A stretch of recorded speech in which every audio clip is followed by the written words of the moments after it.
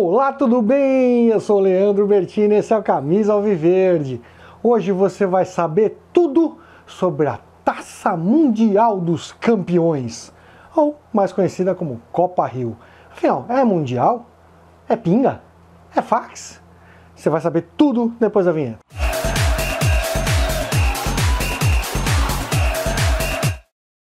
Na corrida, vai marcando, livre, atira, gol do Uruguai! Gol do Uruguai! Gol do Uruguai, Ginja!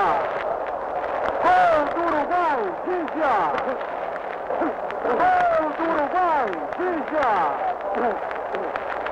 Gol do Uruguai! Não é possível! Gol do Uruguai, Ginja! Isso que você viu foi a final da Copa do Mundo de 1950, que aconteceu no Brasil, que os brasileiros davam como ganha, mesmo desde antes dela começar. Foi a primeira Copa realizada depois da Segunda Guerra Mundial. E a expectativa era muito grande, porque o Brasil tinha um time muito bom. E a gente pegou o Uruguai na final e você viu o que aconteceu. A gente podia empatar, começamos ganhando e tomamos a virada. Esse episódio, conhecido como Maracanazo, foi um dos maiores traumas da seleção brasileira, o maior trauma, o trauma definitivo do futebol brasileiro. Você deve ter visto no vídeo, reparado que mesmo preto e branco dá para ver que o Brasil estava de branco. Sim, a camisa da seleção brasileira era branca e por causa dessa derrota, ela é amarela hoje, tá bom? Então, é importante a gente entender essa final. Pô, Leandro, mas você não vai falar da Copa Rio? Você está falando da Copa do Mundo de 50? Essa Copa do Mundo está intrinsecamente ligada à Copa Rio de 51. E o porquê? Eu vou começar a explicar agora. Como eu falei, foi um trauma tão grande que em 1950, 1951, a seleção não jogou mais por causa dessa derrota. Durante a Copa do Mundo, os estrangeiros, jornalistas, todo mundo que veio para cá, ficou maravilhado com a estrutura que o Brasil criou para a Copa, inclusive o Maracanã, que foi construído para essa Copa. O presidente da CBD, na época, que era a Confederação Brasileira de Desportos, atual CBF, era o Rivadavia Correia Meia. E foi um jornalista inglês chamado Stanley Rose que abordou o Rivadavia e falou: meu, a gente só tem Copa a cada 4 anos, vocês têm assim essa estrutura que vocês criaram, por que vocês não fazem aqui no Rio uma Copa entre clubes, igual a Copa do Mundo, só que com os clubes representando cada um desses países? A ideia foi dele. E o Rivadavia achou sensacional. Só que deixou isso para lá. Quando aconteceu do Brasil perder essa final, ele falou: cara, a gente precisa resgatar o orgulho do futebol nacional. Então vamos fazer essa Copa entre clubes para ver se aí dá bom, né? Para ver se aí o Brasil consegue o que não conseguiu com a seleção. E ele contactou Jules Rimet e falou, o Jules Rimet que estava aqui no Brasil até para acompanhar a Copa, ele falou: olha só, me ajuda a organizar, eu posso organizar um campeonato de clubes? O Jules Rimet, que era o presidente da FIFA na época, e que deu nome à taça, Jules Rimet, né, que o Brasil ganhou definitivo e depois foi derretida, cada uma. O Jules Rimet, em entrevista, falou: olha, eu não tenho que aprovar nada, a competição é entre clubes. Todo vídeo que fala sobre a Copa Rio de 1951 é superficial. O porquê? Eu sempre falei isso. Você tem o vídeo do Bruno Formiga falando sobre isso, você tem o vídeo do Soccer JM, que é um moleque bom, cara. O Soccer JM, esse moleque, eu não sei o nome dele, mas o canal Soccer JM, o moleque é bom. Só que o vídeo dele sobre 51 foi extremamente superficial. É uma pena, porque o moleque é bom, mas falou um monte de bobagem. Desculpa se você está me descobrindo, está assistindo, que eu acho difícil, mas é uma crítica construtiva. Seu vídeo é extremamente superficial. Você devia ter pesquisado mais para falar, porque você falou muita bobagem ali. Por que isso? O máximo que o Jules Rimet fez foi: eu pedi para o Ottorino Barassi, que era o secretário-geral da FIFA na época, e presidente da Federação Italiana de Futebol, para ajudar a recrutar os clubes para a Copa Rio. E todos os vídeos que falam sobre a Copa Rio erram nesse ponto. Porque olha só, a gente está em 1951 e não adianta tratar a Copa Rio como se ela tivesse acontecido em 2011. Não foi em 2011, não foi em 1991, foi em 1951. Em 1951, o mundo do futebol era completamente diferente. E não só, é porque não tinha nem cartão vermelho e amarelo ainda. É porque o impedimento, a mesma linha era impedimento. É porque podia voltar a bola para o goleiro. Não, não é nada disso. A estrutura principal de futebol era diferente. O Brasil não tinha nem campeonato nacional ainda. As federações que tinham, a Federação Europeia, que era a UEFA, a Conmebol, estavam engatinhando, entendeu? Então não tinha quem organizasse um campeonato de futebol que não fosse local. A Federação Paulista de Futebol organizava o Campeonato Paulista. A Federação Carioca de Futebol organizava o Campeonato Carioca. E a CBD ajudava a fazer o Rio-São Paulo. Mas você não tinha um campeonato nacional. E por que não tinha? Mas faltou vontade. Pessoal, 1951, para você andar de Fortaleza até São Paulo, não tinha estrutura. Você acha que tinha uma malha aeroviária igual hoje, com os voos que tem hoje? Não tinha isso. Você tinha voo para o Rio de Janeiro e tal, mas você vai ver mais pra frente no vídeo, sabe, os jogadores do Palmeiras foram pro Rio de trem, não era de avião.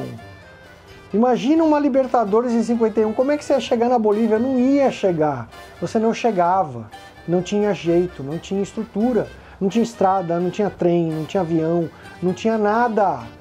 É isso que é preciso entender. A FIFA não organizava campeonato entre clubes, ela não se metia em campeonato entre clubes. A FIFA geria as regras gerais de futebol e campeonatos de seleções só. Por isso que o Jules Rimet dessa entrevista, não, campeonato é entre clubes, eu não tenho que autorizar, porque não era ele. Quem organizava eram federações locais e até empresários que organizavam campeonatos de futebol entre clubes. É por isso que a gente precisa analisar com essa visão. O futebol era completamente diferente. E quando o presidente da CBD falou, pô, vamos organizar, por que no Rio? Porque o Rio era a capital do país, não era Brasília igual já era, o Rio de Janeiro era a capital do país, e tinha acabado de construir o maior estádio do mundo, que era o Maracanã, que hoje não é mais, mas na época era. Entendeu? Então, pô, vamos fazer no Rio de Janeiro, e como é o Rio que vai patrocinar, porque precisa de dinheiro, você precisa premiar os clubes, precisa de uma série de coisas, quem vai patrocinar? A Prefeitura do Rio. É o Distrito Federal que vai patrocinar, então o nome vai ser Copa Rio, igual hoje é o Brasileirão Betano, o Intercontinental era a Copa Toyota, porque alguém precisa patrocinar, que você não tem dinheiro para pagar, meu amigo. E a Copa Rio, imagina que vai ser mundial. Sim, era. Aí começou o recrutamento dos clubes. Você sabe, em 1951, o quanto era difícil vir da Europa para o Brasil? Já foi para a Europa? Cara, para você ir para a Espanha são 13 horas de voo. 13 horas de voo num avião que vai a 800 km por hora. Você imagina num vapor, que era como o pessoal vinha cruzar o Atlântico na época. Era um navio, não era um avião. Um avião para cruzar o Atlântico era caríssimo. Nunca que um time de futebol ia ter dinheiro para cruzar. Entendeu? Então, foram convidados vários clubes e vários declinaram. Alguns por problema de agenda, alguns por problema de dinheiro. Então isso muda a maneira de enxergar. E é isso que eu quero que você entenda. É muito difícil para um clube europeu em 1951 vir jogar um campeonato no Brasil. Então esse negócio da FIFA dar o aval, a FIFA reconhecer, a FIFA não tinha nada a ver com esse campeonato. Então agora você pedir para uma entidade que não se envolveu, porque não se envolvia em nada na época, só em seleção, para validar. A mesma coisa que falava, FIFA, você valida esse meu campeonato paulista, viu? Vai cagar para você. O que a FIFA vai falar de campeonato paulista? Campeonato paulista é na federação, tá nem aí para a FIFA. A FIFA não tinha nada com isso, hoje tem. Hoje, se você contratar um jogador e não pagar, a FIFA te dá um transfer ban, entendeu? A FIFA se envolve em tudo hoje. Mas em 1951 não era assim. Como eu falei, então, a intenção era ter 16 clubes, um para cada time que está jogando a Copa, mas isso foi impossível. Vieram 8. Então falaram assim, pô, vamos pegar os 8 clubes dos 8 melhores convocados da Copa. O Otorino Barassi, como eu falei, foi tentar, ele tinha influência lá na Europa, ele foi tentar fazer isso, mas era muito complicado. Os mais fáceis de trazer eram os clubes brasileiros, então falou, vamos ter que convidar 2 clubes brasileiros E como eu falei, o Brasil não tinha um campeonato nacional, já expliquei o porquê. Não existia estrutura no Brasil para ter campeonato nacional, o Brasil é grande demais para isso. Então os grandes centros de futebol do Brasil eram Rio e São Paulo, e as dois estavam próximos, né? Até pela distância era mais cômodo. Você chamar um time de Minas ou um time do Rio Grande do Sul era muito longe na época para vir. Então, campeão carioca de 50, Vasco. Campeão paulista de 50, Palmeiras, os dois classificados. Acabou, é isso. Não tinha data para fazer um quadrangular, um outro Rio-São Paulo, vamos chamar assim, para ver quem classificava. Não tinha como. E precisava ser um time do Rio e um time de São Paulo, porque eram dois times que nem eu falei. Então, como eu expliquei no último vídeo, se você não assistiu o vídeo de história passado, eu expliquei como o Palmeiras ganhou o Campeonato Paulista naquela final contra o time de Jardim Leonor, o jogo da lama, e se classificou para esse campeonato. E falando em jogo da lama, Jair da Rosa Pinto, que foi o nosso maior craque, que motivou todo mundo, era um dos jogadores que a gente tinha no elenco, que era da seleção brasileira, assim como o Juvenal e o Rodrigues. Então a gente tinha 3 jogadores do Palmeiras na seleção que perdeu a final para o Uruguai. O Vasco tinha 8 jogadores. O Vasco era muito forte. Inclusive o goleiro, que era o Barbosa, era do Vasco. E o artilheiro da Copa, o Ademir de Menezes, também era do Vasco. Ele foi artilheiro da Copa com 9 gols. Bom, como eu falei, deu problema para um monte de clube, mas os clubes que vieram da Itália, que eram mais fácil para o Torino, porque ele, como eu falei, era o presidente da Federação Italiana de Futebol, ele tentou o Milan. O Milan, ele fazia uma pré-temporada sempre na Venezuela jogando a Copa Latina, era todo ano. E ele já tinha se comprometido a jogar essa Copa Latina, então não dava para ele vir, porque era exatamente na mesma data. Então não teve como o Milan vir. E aí, o Torino foi para o campeão do ano anterior, porque o Milan foi campeão na temporada de 50-51, então ele convidou a Juventus, que foi a campeã de 49-50 e estava em terceiro colocado. Foi a terceira colocada em 50-51, era um time muito forte. Tinha 7 nomes da seleção italiana e a seleção italiana tinha sido 7º na Copa. Mas o time da Juventus era muito forte. Veio da Iugoslávia, o Estrela Vermelha. Você fala, nossa, Iugoslávia não existe mais, né? Virou Tchecoslováquia, ela juntou com a Tchecoslováquia, eu nem sei que país é hoje a Iugoslávia, mas ela foi 5ª na Copa e ela impressionou no Brasil como um dos melhores europeus. Falou, esses caras jogam muito. E o Estrela Vermelha tinha 5 jogadores dessa seleção, era forte o Estrela Vermelha. Não pensa que era boa, Estrela Vermelha nunca ninguém ouviu falar, não, era um time forte, não era qualquer time não. Aí o Tottenham da Inglaterra não conseguiu vir, porque não tinha dinheiro. Tá vendo o que eu falei? Eles não tinham dinheiro para trazer o time até a América do Sul, não dá.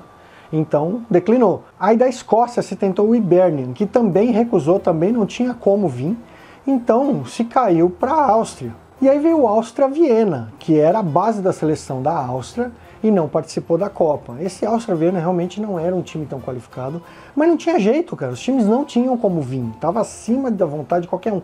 Hoje tá tudo fácil, né? Tá tudo fácil. Você nos Estados Unidos, na Europa, os Estados Unidos hoje é um pulo, é uma besteira. Na época, meu amigo, não era fácil não. Aí se queria o Barcelona para vir da Espanha, só que o Barcelona também ia jogar a Copa Latina. Também já tinha se comprometido, não dava. Então falou, vamos pegar o Nice, né, o Olympique de Nice, da França. A França também não tinha disputado a Copa, mas também não tinha jeito, mas era um time tradicional europeu. Portugal foi convidado pelos laços de amizade entre Brasil e Portugal, também não disputou a Copa, e foi convidado o Sporting, que tinha sido campeão da temporada 50-51, e também tinha vários jogadores da seleção. E do Uruguai, o campeão da Copa de 50, veio o Nacional do Uruguai, que tá aí até hoje. Não é mais um grande time, na época era, e tinha 2 jogadores daquele time que foi campeão, né, da seleção uruguaia que foi campeã da Copa. O regulamento previa 2 grupos. Os 2 melhores de cada grupo faziam uma semifinal, primeiro contra segundo contra primeiro, faziam uma semifinal, os 2 vencedores a final. O regulamento era bem simples. E ficou 2 grupos, um em cada estado. Então ficou um em São Paulo e um no Rio. Em São Paulo, obviamente o grupo do Palmeiras, ficou o Estrela Vermelha, o Olympique e a Juventus. No grupo do Rio, os outros times, né? O Botafogo, o Áustria-Viena, o Sporting e o Nacional do Uruguai.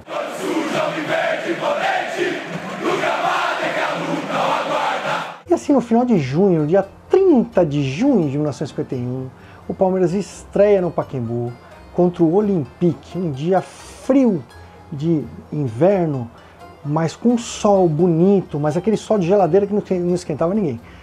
Bastante frio, os europeus devem ter se sentido bem aclimatados aqui. Aí sabe como é que é aquela coisa de estreia, né? O Palmeiras respeitando um time europeu, o Olympique se defendendo, aquele jogo meio se estudando, e ficou assim no primeiro tempo, até que o Palmeiras percebeu que, pera um pouco, os caras não jogam tanta bola assim. Na verdade, não joga nada. Nesse primeiro tempo só teve 2 bolas na trave e 2 faltas cobradas pelo Jair. E o Oberdan só assistiu o jogo, o Oberdan não fez defesa nenhuma no primeiro tempo. Aí no segundo tempo, aos 8 minutos, o Aquiles entrou driblando na área e pá, meteram o rodo nele, nem reclamaram o pênalti pra gente.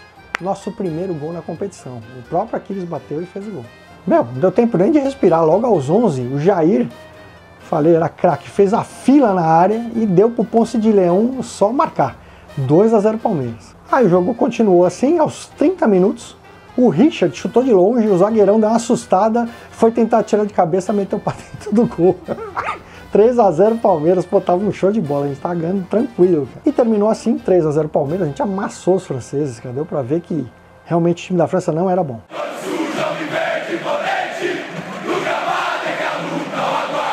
E aí na noite de quarta-feira, dia 5 de julho de 1951, a gente ia jogar o segundo jogo contra o Estrela Vermelha, também no Pacaembu. Mas, peraí, se dia 30 era domingo, como é que dia 5 é quarta? Não, não foi na quarta. Foi na quinta, porque na quarta choveu pra caramba, não tinha condição de jogar, então o jogo era para ter sido no dia 4, foi adiado pro dia 5, na quinta-feira, onde aí sim aconteceu o jogo contra o Estrela Vermelha. E o Estrela Vermelha tinha perdido o primeiro jogo pro Juventus por 3-2, então ele precisava ganhar. E por isso ele veio pra cima, e logo no começo do jogo, o Juvenal, que era zagueiro, e o Oberdan tiveram trabalho, cara. Os caras vieram atacando, amassando, querendo, eu falei, a Iugoslávia tinha um time forte, uma seleção forte, o Estrela Vermelha era um time forte.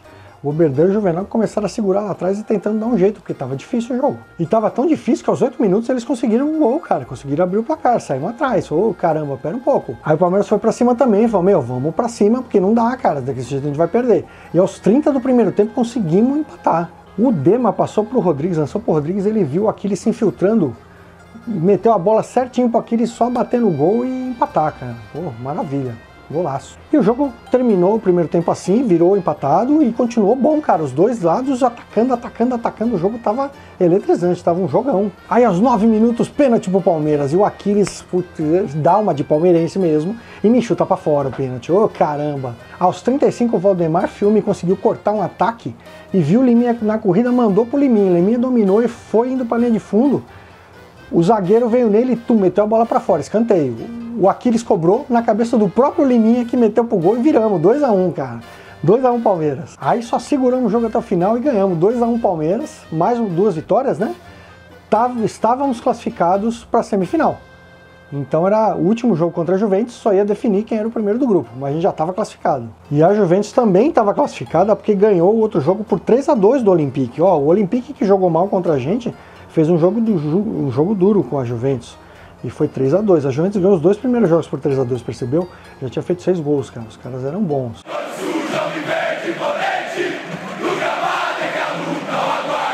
E aí no domingo, dia 8, também no Pacaembu, Palmeiras e Juventus para definir quem ia ser primeiro do grupo. E por estar jogando relaxado, já classificado, não sei se foi por isso, o Palmeiras jogou relaxado demais. Logo aos 11 do primeiro tempo, uma bola chutada, o Oberdan fez um golpe de vista, né? Que a gente já viu até o Everton fazer isso, e a bola entrou, a bola fácil, cara.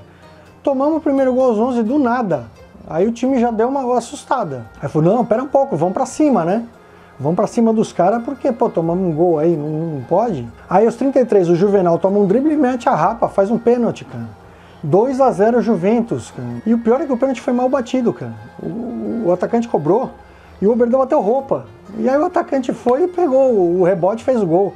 O pessoal falou, Oberdan, vamos acordar aí, velho?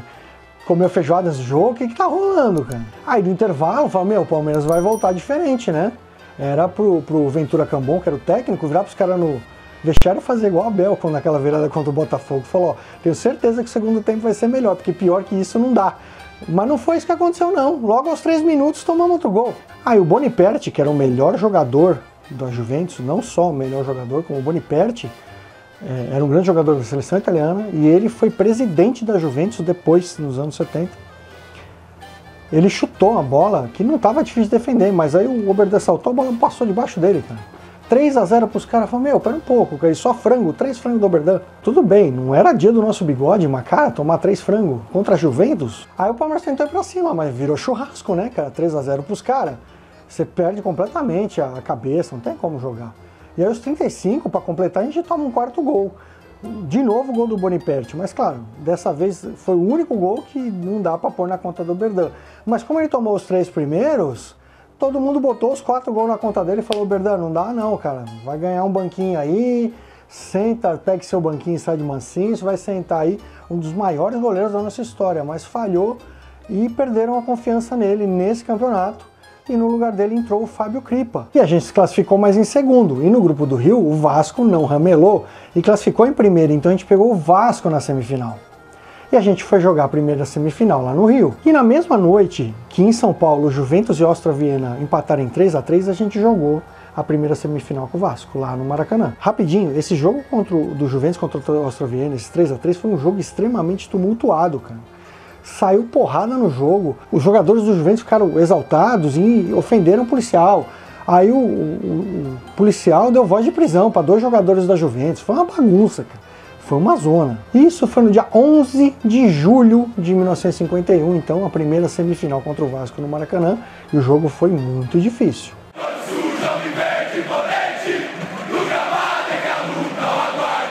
A gente queria apagar aqueles 4-0, aquela imagem ruim daqueles 4-0, e o Vascão abriu a caixa de ferramenta, cara.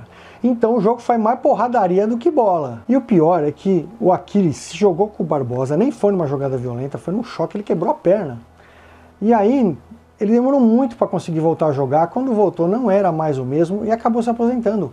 O Aquiles se aposentou por causa desse lance, desse jogo, cara, olha, um cara que era craque. E aí sim, numa jogada meio, né, que pegou, o Valdemar Filme também se quebrou e também precisou sair. Mas aos 24 do primeiro tempo, num chute do Richard, da entrada da área, conseguimos fazer 1-0. Olha, o jogo não tava fácil não. A gente virou pro segundo tempo na frente, mas logo no primeiro minuto do segundo tempo a gente tomou um empate, cara. Pô, o Vasco tinha um timaço, era difícil segurar. E aí só aos 37 do segundo tempo o Liminha conseguiu escapar e deu um chute forte cruzado no canto, cara, que o Barbosa não conseguiu pegar. 2-1 Palmeiras, conseguimos ganhar a primeira semifinal e levar a vantagem do empate pro segundo jogo.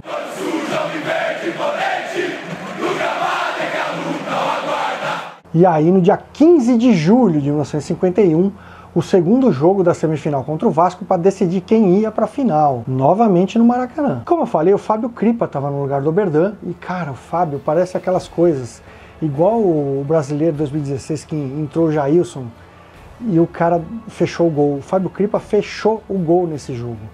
E o Vasco veio para cima desesperado, precisava ganhar. O Fábio Crippa fez 18 defesas só no primeiro tempo, sendo que 2 foram considerados os 2 milagres que ele fez. Aí no segundo tempo, o Ventura Cambon, que é, como eu falei, o técnico, ele acertou a marcação, deslocou alguns jogadores, fechou as laterais e a gente sofreu menos, conseguimos atacar, demos um susto no Barbosa e tal. E ficou assim o jogo, ninguém fez gol, 0-0, Palmeiras na final do primeiro campeonato mundial entre clubes, cara. Olha isso, conseguimos eliminar o Vasco, 8 jogadores da seleção, um Vasco fortíssimo. Isso é muito mérito, cara.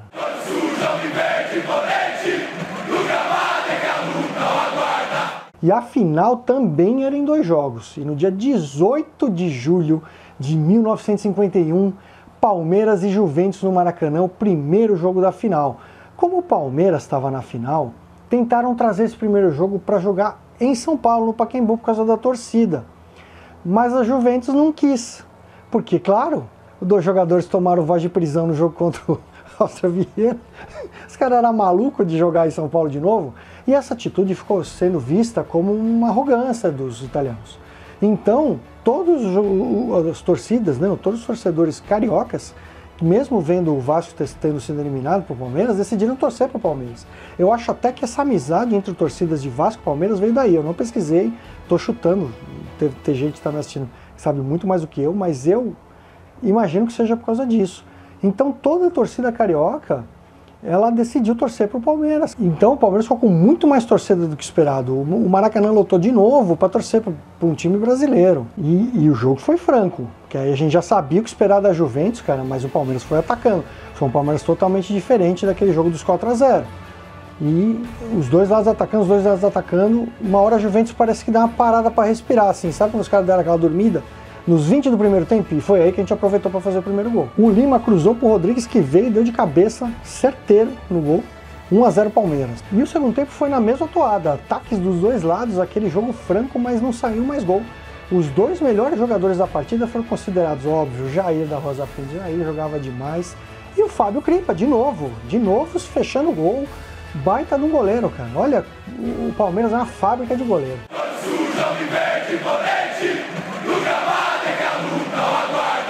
E assim, no domingo, dia 22 de julho de 1951, a primeira grande final do primeiro campeonato mundial interclubes. Palmeiras e Juventus.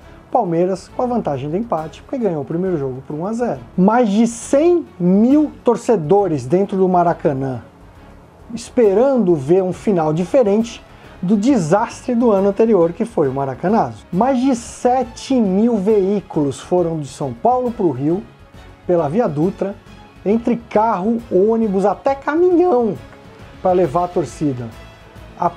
Os únicos voos que tinham foram todos tomados, toda a estrutura hoteleira do Rio de Janeiro ficou lotada, não tinha mais hotel, não tinha mais albergue, não tinha mais nada.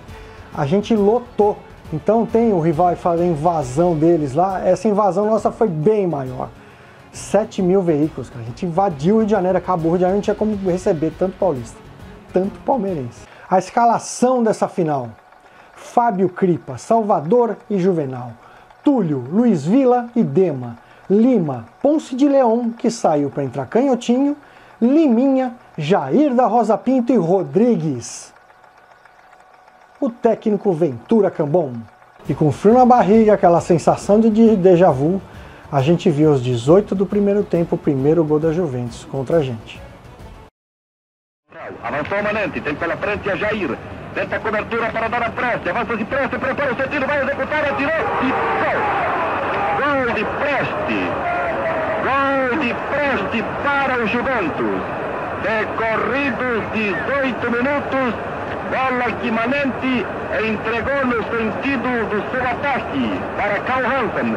Abriu a pressa e este recebeu pela meia esquerda, entrou pela meia-lua da área, apontou e atirou. O tiro não foi forte, saltou Fábio, fraquejou na defesa e a bola sacudiu a rede. Juventus 1, Palmeiras 0. Sérgio, a bola foi muito bem colocada. E o primeiro tempo acabou assim, 1-0 Juventus, mas logo aos 3 do segundo tempo, o chute do Liminha na trave e no rebote o Rodrigues faz o gol.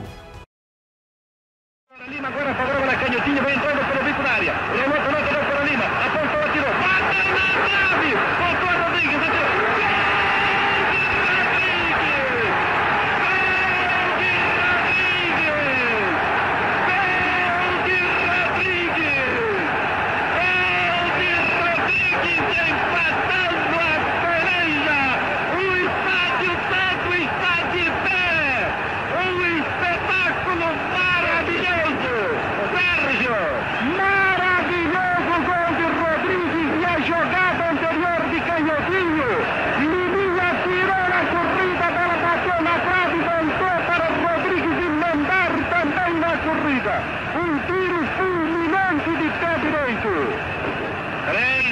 Empatamos, cara, empatamos! Cara, o Juventus não deixou nem a gente comemorar. Logo aos 8, os caras passaram na frente de novo, 5 minutos depois, cara. Na direita, lá vai o zagueiro executar o seu centro, deu agora por onde está Mutinelli, atirou, escapou de Fábio, gol! Gol do Juventus, feito por intermédio de Boniperti, depois do tiro de Mutinelli. Agarrou, soltou Fábio, veio Boniperti, pôs ao fundo das redes, escapou de Fábio. 9 minutos, 2-1, ganha o Juventus, gol de Boniperti. Jorge. Uma boa avançada do zagueiro Boniperti. O Mutinelli atirou forte. Fábio agarrou e largou. Tentou o encaixe, no entanto, escorregou, caiu, entrou Boniperti. Cara, o segundo tempo passando, o jogo franco, o ataque dos dois lados, aí a prorrogação cada vez mais presente, que puta, prorrogação não, cara, prorrogação não. Aos 32 a gente consegue empatar de novo. Salvador vai entrando pela área, adianta o Coro, prepara o seu tiro cruzado, agarra, Fábio, escapa, torna a agarrar. Caiu Boniperti dentro da área, mas a pelota vai à vanguarda, já vem para Túlio, Túlio vai caminhando, vai ultrapassar a linha divisória do terreno, abre jogo para Rodrigues, este cabeceia para Liminha, ganha Liminha, jogada, entra pela área, vai preparando seu tiro, continua Liminha, adiantou muito, apontou, atirou, escapou de bola.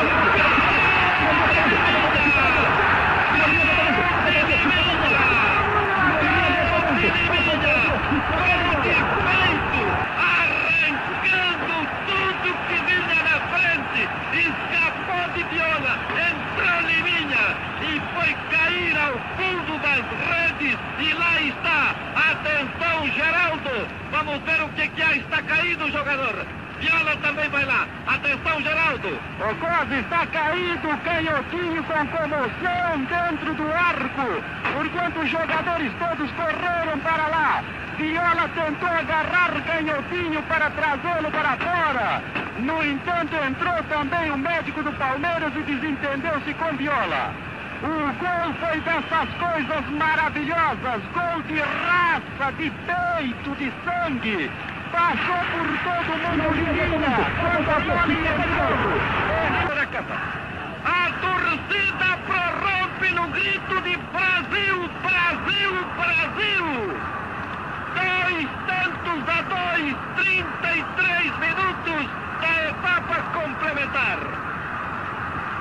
Todo o estádio ainda vibra e o seu eco repercute por todos os recantos deste público extraordinário. E o jogo termina 2-2, vantagem do empate do Palmeiras. Palmeiras, o primeiro campeão do mundo. Atenção, o tempo regulamentar está esgotado. Enquanto vem o juiz e pune falta e dá por terminada a peleja. Terminada a peleja. Quando Parola procura Canhotinho, quando vê que iam entrando os reservas, refuga. Atenção, Sérgio. Fala alguma coisa daí, me diga qual é a emoção aí embaixo. O espetáculo quase todo o time do Palmeiras abraçado pelos cronistas, reservas e público que estava aqui na vala. Enquanto a assistência toda permanece de pé, acenando com o lanço como que despedida dos italianos. Sem dúvida, uma das maiores partidas de futebol. Uma das partidas de maior emoção em toda a nossa vida. E este grande público espera ansioso o Palmeiras fazer a volta olímpica no gramado para aplaudi-lo, para consagrá-lo como merece. Ainda dificuldade para os jogadores e sai finalmente o Palmeiras com a bandeira brasileira percorrendo o estádio do Maracanã. Viva a alegria dos jogadores, fala! Todo estádio acompanha entre emoção a volta olímpica do Palmeiras. A torcida explodiu em festa, o Maracanã viu o Palmeiras resgatar o orgulho brasileiro pelo futebol, cara. Depois daquele desastre do ano anterior, um time brasileiro contra um time europeu, vencendo a maior competição de clubes já feita e que ia ficar na história como a primeira competição mundial entre clubes e o primeiro título mundial entre clubes. Como eu falei, o Palmeiras foi de trem para o Rio, o time, e voltou de trem parando em tudo quanto é cidade que todo prefeito queria homenagear. Uma multidão demorou 2 dias para o Palmeiras conseguir chegar em São Paulo de trem. O time estava marcado para chegar às 6 da tarde, mas atrasou e só foi chegar às 9 e pouco da noite e tinha 1 milhão de pessoas esperando na Estação do Brás. Você tem noção do que é 1 milhão de pessoas em 1951, em que a cidade de São Paulo não tinha nem 10 milhões de pessoas, muito menos, não tinha nem 5 milhões de pessoas, tinha 1 milhão de pessoas esperando o time do Palmeiras para homenagear. Todo mundo queria homenagear, todo mundo queria falar viva, cumprimentar os jogadores, aquela festa. Ninguém queria tirar foto porque ninguém tinha máquina fotográfica na época, mas era aquela festa de receber os jogadores. O trânsito em São Paulo, que não era igual hoje, era muito longe do que é hoje, às 6 da tarde que estava todo mundo indo pro Brás, parou a cidade, ninguém conseguia andar, cara. Pô, Leandro, você tá chamando de mundial, chama de mundial? É mundial ou não é mundial? Que essa é a grande questão, que é aí que todo mundo erra, aí que todo mundo fala bobagem. Vamos falar a real. A FIFA não organizava a competição entre clubes, como eu já expliquei. A competição foi organizada com o intuito de ser mundial. Ai, mas vários times recusaram, não interessa. O intuito do campeonato era ser um campeonato mundial interclubes. Vieram clubes de vários países do mundo, vários deles de seleções fortes, e disputaram o campeonato mundial. Para vocês terem uma ideia, 12 jornais brasileiros trataram esse campeonato, a Copa Rio, como um campeonato mundial. E é esse contexto de como todos encaravam, inclusive os times que vieram, é que vai dizer se é um mundial ou não. Não sou eu, nem você, nem o rivalzinho, nem o Jardim Leonorzinho, que é alienado, não sabe nada de futebol, que soubesse nem torcer para esse time, que vai dizer que se é mundial ou não. O que conta se é mundial ou não é o contexto da época. É como a época enxergava.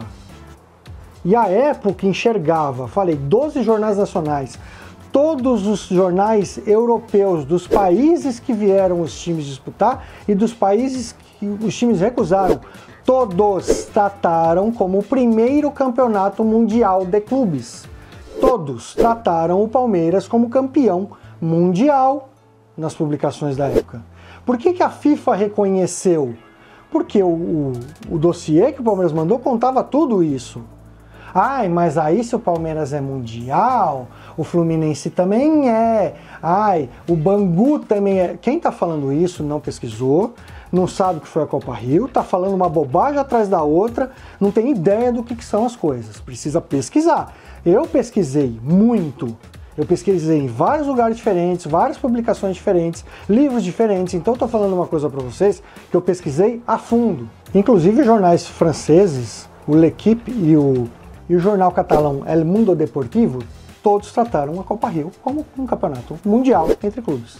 Se você é mundial, vai brigar então com o francês, com o espanhol que publicou. Vai lá, liga lá no L'Équipe e fala, olha, não é campeonato mundial, não é, é FAC. Liga lá, vai lá falar essa bobagem para eles. Vê o que eles vão falar para você, seu trouxa. Para vocês terem uma ideia, a Associação Uruguai de Futebol suspendeu o campeonato deles por um mês, para o Nacional poder participar, de tanta importância que eles deram para a Copa Rio. E foi o Campeonato Paulista, Campeonato Carioca, não preciso nem falar que pararam também, né?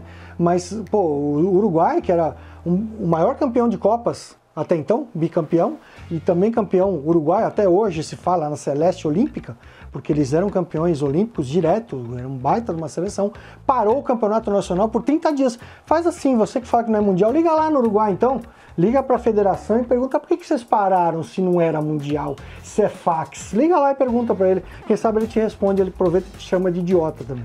Então vamos falar agora então, já que todo mundo fica falando dessa outra bobagem, essa outra falácia, a Copa Rio de 52 não tinha o nome Campeonato Mundial de Clubes, não tinha, era só Copa Rio.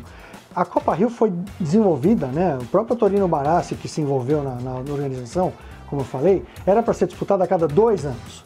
Só que o Fluminense ia fazer 50 anos em 52, então o Fluminense, que era obviamente o clube carioca, se juntou lá com a CBD, com a prefeitura e falou, vamos antecipar do ano que vem para a gente comemorar nossos 50 anos.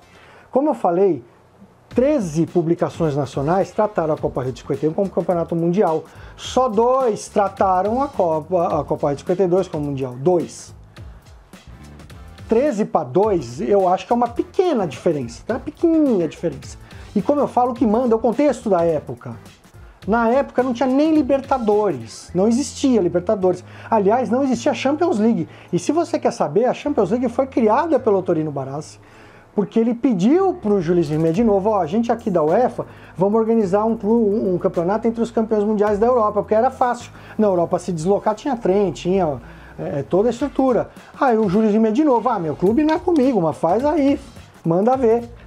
O Jules Rimet, a FIFA também não se envolveu na criação da Champions League, quem criou foi o Torino Barassi, com base na Copa Rio. A Copa Rio é o pai da Champions League que você, aí Enzo, fica pagando pau, hein? Champions League, nossa, Champions League, é filha da Copa Rio, tá bom? Foi inspirado na Copa Rio que se criou a Champions League em 1955. Pesquisa quando foi criada a Champions League, pesquisa a criação da Champions League, quem criou, que foi o Torino, Barassi, junto com a UEFA, baseado na disputa da Copa Rio, pesquisa. Você vai encontrar lá, não precisa eu te falar, mas todo mundo é preguiçoso, ninguém pesquisa nada, então eu tô aqui mastigando puante, trouxa que veio falar que não é campeão. É campeão mundial. Ai, mas o Marcos falou que não. Ai, porque o PVC, o PVC não é possível, cara. Um cara que entende de futebol falar uma bobagem dessa, o PVC tem que estudar mais. Voltando a 52, só vieram 2 times fortes, que foi o Austria Viena de novo e o Peñarol, que foi campeão uruguaio. Só. Então, foi uma Copa uma Copa Rio com um nível técnico muito baixo. Por isso que todo mundo fala, ah, não, cara, peraí, os caras estão forçando a barra. Então, até o Peñarol que eu falei que veio, teve um jogo com o rival lá que foi um quebra-quebra desgraçado, eles abandonaram a competição. Eles até falaram, ah, a gente queria, né, continuar jogando para honrar o cinquentenário aí do Fluminense, mas não dá. O objetivo da Copa Rio de 52 foi homenagear o cinquentenário do Fluminense. Não foi um torneio mundial. O Fluminense fez um torneio aí, chamou os times internacionais, quis fazer a mesma fórmula, tem toda a mesma cara, mas não conseguiu. Por isso que 52 não é considerado mundial, porque o contexto da Europa ninguém deu nem, sabe, ninguém nem noticiou, cara. Não teve nem metade da repercussão, não teve um terço da repercussão. Então 52, se o Fluminense quiser reconhecimento, meu amigo, vai ter que juntar muito mais coisa, porque não vai conseguir. Não tinha contexto na época para chamar 52 de mundial. 51 tinha e muito, 52 não. Aí a Copa Rio foi extinta, os próprios times nacionais pediram, porque na 52 o Fluminense banalizou a Copa Rio, então o time nacional, para com essa porcaria, isso não vai dar certo. Foi, 51 já foi e muda o nome. Aí para homenagear o presidente da CBD, se deu o nome de Torneio Rivadavia, né, Correia Meia. E aí era uma outra disputa, já a própria organização do torneio assumiu como um torneio preparatório de cunho amistoso. Todos os outros que jogaram em Rivadavia entraram no campeonato sabendo que era um torneio amistoso. Então qualquer outra coisa que aconteceu depois de 51, nenhuma delas teve o caráter mundial que teve 51. Foi um torneio único, igual o Mundial de 2000. A gente é palmeirense, a gente adora colocar as conquistas do rival também desprezada. Ah não, foi um torneio de verão, gente. Foi a FIFA ver aqui no Brasil e deu o nome de torneio mundial. Você vai falar que não? Não dá pra falar que não. Foi sim um torneio mundial. O que eu vou fazer? Fiquei feliz que o Edmundo errou aquela porcaria daquele pênalti e deu no colo dos caras? Não. Fiquei feliz que os times espanhóis vieram fazer turismo e jogaram mal pra caramba, estavam nem aí pro torneio? Não. Mas tem outra diferença. A FIFA obrigava os times a vir. Em 51, como eu falei, os caras convidavam, ó, você pode vir, pô, vem aí, mano, é nóis, vem aí, vamos jogar. Os caras podiam recusar ou não. Você sabia que os times que iam jogar a Champions League tinham que assinar um compromisso com a FIFA sob pena de multa, que depois tinha que jogar a Copa Toyota? Você sabia disso? Não sabia, né? Pois é. Por isso que eles eram obrigados, porque muitos deles não queriam jogar. Porque para eles, essa Copa Toyota tem muito menos caráter mundial do que 51, se você quer saber, do que a Copa Rio. A Copa Rio tem um caráter muito mais, principalmente pelos europeus, do que a Copa Toyota. Como eu falei, o Boniperti, ele foi presidente da Juve depois. E o próprio Boniperti, enquanto ele era presidente da Juve, ele fala, a gente ficou puto de perder aquela final. Aquilo pra gente era sim um mundial, a Juventus estava jogando o campeonato, encarando como um mundial, então os europeus também encararam. O mundo inteiro encarou como mundial, só você, rival idiota, que fica questionando que é mundial, que é fake. A própria FIFA reconheceu, e não só assim, a FIFA é uma bagunça, a gente já sabe disso, ó a Copa que os caras vão organizar agora. Eu não quero nem ver no que vai dar, os caras incharam a Copa para ganhar dinheiro, vai virar uma bagunça essa Copa. Daqui a pouco vai ter 280 times na Copa, mas beleza. Foi reconhecido, entrou o Carecone, aí, o novo presidente da FIFA, e ele quis dar uma de engraçado, mas o que acontece? Quando a gente foi jogar o Mundial com o Chelsea, você lembra dessa matéria? Essa matéria trata que o Palmeiras está vindo buscar o bicampeonato mundial. E aí? E aí como é que faz? Se o grande negócio é fax, a FIFA, o Palmeiras é campeão do mundo. Em 51, tá vindo buscar o bi. Então o Palmeiras é campeão mundial. Não tem contestação. A própria FIFA colocou nessa matéria, e não foi só nessa, ela colocou em outras matérias também.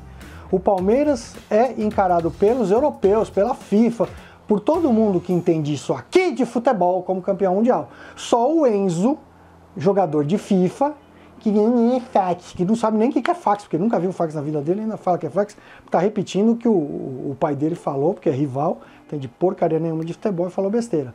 Então a Copa do Mundo de 51, eu narrei aqui, você viu que foi uma Copa extremamente difícil, um campeonato sensacional, que teve recorde de público, que teve cobertura do mundo inteiro, toda a imprensa europeia estava no Brasil cobrindo essa final.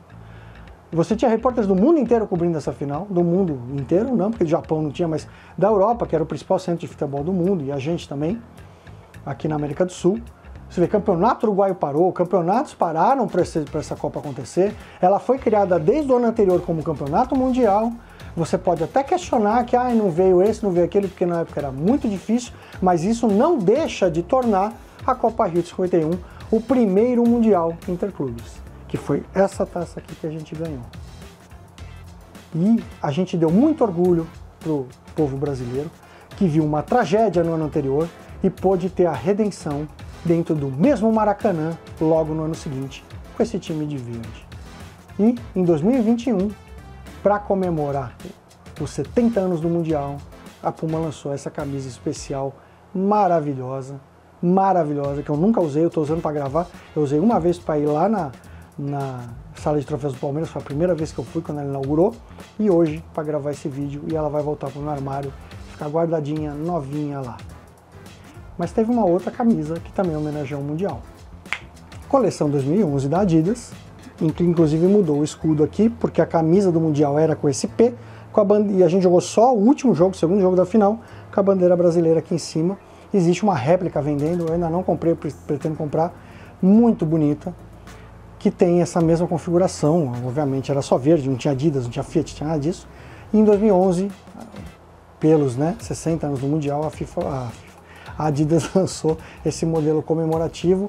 A gente já está chegando lá. É o próximo vídeo de camisas, esse aqui. Agora vai ter o Relembrando 2012, vai ter o kit 2011 da Adidas, onde a gente vai falar disso aqui. Então você já sabe agora, de antemão, o que a gente está homenageando. Eu espero que você tenha entendido, espero que você tenha gostado. Eu pesquisei muito para fazer esse vídeo. Eu procurei dar o máximo de informações para que você entenda também qual é a importância desse Mundial e por que hoje o Palmeiras joga com uma estrela vermelha em cima do escudo. Mesmo porque essa estrela foi colocada no estatuto do clube, logo depois que a gente ganhou, de que a gente tinha que passar a jogar como estrela vermelha para homenagear esse que foi o nosso maior título. O maior título do maior campeão do Brasil. Então eu agradeço muito a sua presença aqui no Camisa Alviverde. Fique em paz, a gente se vê logo mais. Um abraço.